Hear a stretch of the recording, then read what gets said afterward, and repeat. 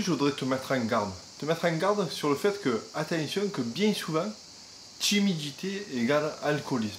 Et oui, je me souviens quand j'étais jeune, il y a quelques temps déjà maintenant, souvent je sortais avec les collègues, tu sais, c'est souvent on se retrouvait pour faire un apéritif, pour aller au restaurant, et pour aller en boîte, bien souvent, après la soirée traînait, et on partait pour aller sortir en boîte et tout ça, et bon, tu as toujours ce sentiment que tu veux, ce soir c'est le soir où tu vas rencontrer une fille et tout ça. Donc déjà que tu arrives d'un milieu social qui est très serré, donc ça va, là tu es entre amis, tout ça, tu bois ton apéritif. Après ça commence que bon, tu bois tranquille, quelques verres avec l'autre, bon, des fois ça te dérape un peu, tu bois déjà un peu trop de verres. Mais bon, le plus stressant, ça arrive quand tu arrives déjà dans le restaurant, tu vois, tu commences à être stressé parce que tu commences à être entouré de monde par lequel tu es moins proche, tu vois. Tu sors vraiment de ton cercle restreint de tes amis. Et déjà, tu arrives dans un milieu social un peu plus stressant, un peu plus anxiogène. Il y a des gens que tu ne connais pas, tu vas devoir parler au serveur. Tu vois, il y a des gens qui, quand tu rentres dans le restaurant, souvent, je ne sais pas si tu as remarqué, mais tout le monde te dévisage un peu, ou en tout cas, c'est ce que tu ressens. Mais souvent, c'est ce que tu ressens, et les gens s'en foutent même. Mais bon, c'est comme ça, nous, on est anxieux socialement, on est timide, on est réservé, et c'est ce qu'on a l'impression des fois, pardon, que les gens, quand tu rentres dans le restaurant, te regardent comme ça, et ça te stresse. Donc tu arrives au comptoir, ou tu t'assois vite à table, et tu te rebois encore un coup vite, en espérant que tu sois un peu désinhibé, que ton stress se relâche un peu, et effectivement, des fois c'est le cas. Mais là, au plus la soirée avance, et au plus tu as tendance à enfiler les verres finalement pour te déstresser, pour te désinhiber. Après, il arrive le moment où carrément tes amis décident d'aller en boîte, et là, eh ben, tu prends encore une bouteille en boîte, et tu rebois, et là il y a une fille qui te plaît, tu vois qu'elle commence à te regarder, et tu te sens pas d'y aller. Et donc tu rebois encore un verre, et c'est souvent, malheureusement, c'est souvent le verre de trop. C'est souvent le verre qui va te faire arriver de l'endroit où tu es jusqu'à la fille. Tu vas y aller en travers, tu vas commencer à tituber. Et une fois que tu vas arriver à la fille, eh ben la fille, tu vas lui parler en croate, quoi. Elle va rien comprendre tout ce que tu lui dis. Et tu vas un peu te ridiculiser. Pourquoi? Parce que tu as bu les verres de trop. Et souvent, tu te rends compte, je lisais dans un livre, que sans parler des boîtes, des restaurants et tout ça, il y a des personnes qui, même ne serait-ce que pour sortir dans la rue, pour aller affronter cette anxiété là qui t'arrive et qui te bloque, ils se buvaient un petit coup déjà chez eux avant de sortir. Et donc tu te rends compte que, pour venir, que bien souvent, timidité peut dire alcoolisme, peut vouloir dire alcoolisme. Alors moi, c'est ce que j'ai remarqué, c'est que en fait, ce qui a marché chez moi, eh ben, ça a été exactement le contraire. Parce que, comme je te disais, oui, j'ai trop bu. J'avoue, j'ai trop bu. Je pense que ce que je te racontais, ça a dû m'arriver une ou deux fois d'avoir trop bu et d'être ridicule. Au final, tu es ridicule. Est-ce que tu as peur, toi, en tant que timide, que tu as peur que les gens te jugent et tout ça?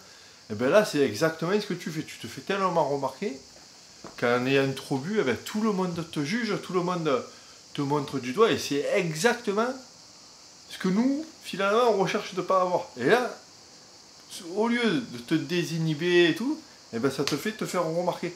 Alors, le truc qui est contre-intuitif, finalement, j'ai remarqué, c'est que eh ben, finalement, moi, maintenant, je suis plus à l'aise en n'ayant pas bu du tout. Parce que c'est là où je suis le plus maître de mon comportement. C'est là où je sais que je vais pouvoir contrôler le mieux les choses, et que je vais tout pouvoir, justement, tout bien contrôler, sans trébucher, sans parler d'une façon ridicule. Et c'est là où j'arrive le mieux à m'exprimer, finalement. Et ça, je me suis rendu compte le jour où j'ai décidé d'arrêter de boire. Ça fait maintenant quelques temps que j'ai décidé de plus boire. Bon, on dirait que je suis un alcoolique anonyme. Non, mais j'ai l'impression d'avoir trop bu à cause de ma timidité, justement, pour me désinhiber. Et finalement, j'arrivais jamais à garder à la bonne hauteur, tu vois, je franchissais toujours le palier, je basculais derrière le mur. Je tombais, c'est comme le mec qui veut monter à cheval, tu vois, et qui saute trop fort et qui tombe de l'autre côté du cheval. Et ben moi, c'est un peu cette impression que j'avais. Mais ben, j'avais toujours le bon moment, là, le moment vraiment convivial. Et sans le voir, ben, j'avais poussé trop fort, je tombais toujours de l'autre côté du cheval. J'avais pas le moment où être tranquille sur cette scène, tu vois, et vraiment maîtriser ta monture. J'ai jamais eu ce moment.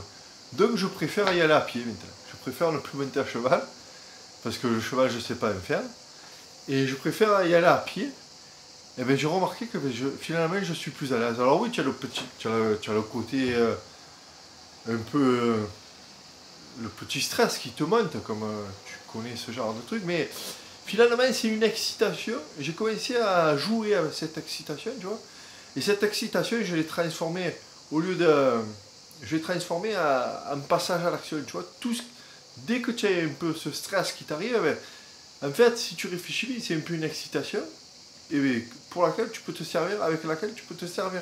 Tu peux te servir de ça pour aller justement vers le côté où des choses qui te font peur derrière ce mur là, tu sais, qui te fait peur. Et ben moi, finalement, je m'en sers de ça pour aller derrière ce mur, vers mes zones, au-delà de ma zone de confort, vers la zone, tu sais, où tu titilles un peu ta peur, où tu joues un peu avec elle. Et ben je me suis rendu compte que pour ça, il n'y avait rien de mieux que d'y aller sobre et d'y aller vraiment en maîtrisant tes gestes et tout ça. Et oui, tu as ce côté un peu crainte, mais tu vas voir, je te mets au défi d'essayer et tu vas me dire des nouvelles et tu vas voir que finalement, tu as ce côté un peu excitant qui finalement devient un peu amusant, tu sais, et tu n'as pas besoin d'alcool et fais très attention. Je ne dis pas que ça t'arrive, mais fais très, très attention que ça peut t'arriver. Sans parler d'aller s'inscrire aux alcooliques anonymes ou quoi, mais c'est vite fait de trop boire en soirée, de pas s'amuser quand même, et on boit souvent trop en soirée pour vaincre notre timidité, alors que c'est pas du tout comme ça que ça marche, et je m'en suis rendu compte et je voulais te partager ça avec toi aujourd'hui. Donc si tu veux continuer à partager avec moi d'autres astuces comme ça, d'autres façons de voir les choses, je t'encourage à t'abonner ici, à me rejoindre dans les liens qu'il y a en dessous. Tu peux t'inscrire aussi à mes contacts privés, tu reçois tous les matins un message inspirant dans ce sens de ma part dans ta boîte mail. Je te dis à demain.